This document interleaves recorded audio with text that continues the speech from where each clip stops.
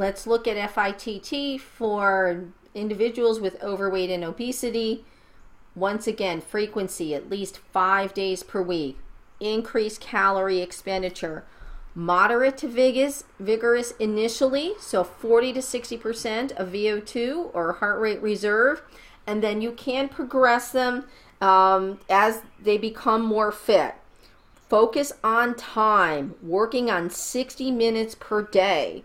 So to maximize calorie expenditure, volume pattern, so 10-minute bouts is another great way. So that's sort of been a constant theme for this particular lecture.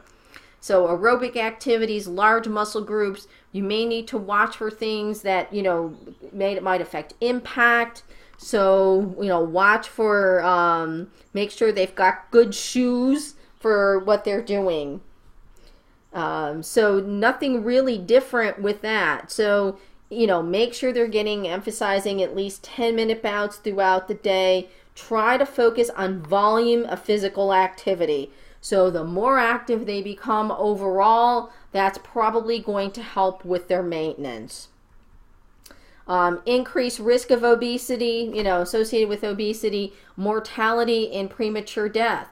But the role of fitness, if you remember from Dr. Kasparik's class, the Cooper Clinic data, fit or fat. So people, even if they're overweight, but they have good aerobic fitness, that's much less risky for mortality compared to someone who is lean and out of shape. Obviously, lean and fit is best, but being overweight and being active and fit is far better than being lean and unfit.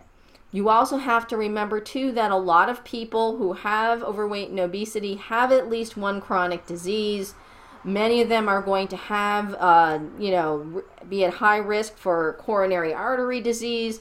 They may have high blood pressure, they may have type 2 diabetes, they may have dyslipidemia. So think about that as far as the atherosclerosis process is concerned. Certain cancers are increased risk with obesity, particularly colon cancer, breast cancer, endometrial and pancreatic cancer, and osteoarthritis risk for because the excess weight puts too much stress on the joints. Many people, before they have a joint replacement, they perhaps are told that they have to get their weight down to a specific level to safely get a joint replacement. So, overall, I know this is a very long topic. Type 2 diabetes is the most common, so know your different types of diabetes. Persons with dyslipidemia or obesity or diabetes, they really need to focus on duration, on volume of exercise, keeping physical activity throughout the day, multiple short bouts. Typically, they're going to have to work on diet issues. They're going to have to work on their behavior, adherence. That's going to be a real challenge for them. But, overall, we want to keep their frequency of exercise high. We want to keep the intensity more moderate, so 40 to 60% of VO2, 11 to 13 RPE, and then ramp them up from there, and really focus on increasing duration to get more calorie expenditure.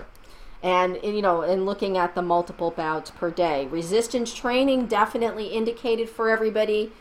Flexibility training, and of course neuromotor for anybody who is able to do that. Although you may have to watch for people who have diabetes if they've got any type of retinopathy issues. So is glucophage a drug for statin or not? We'll go through that in class.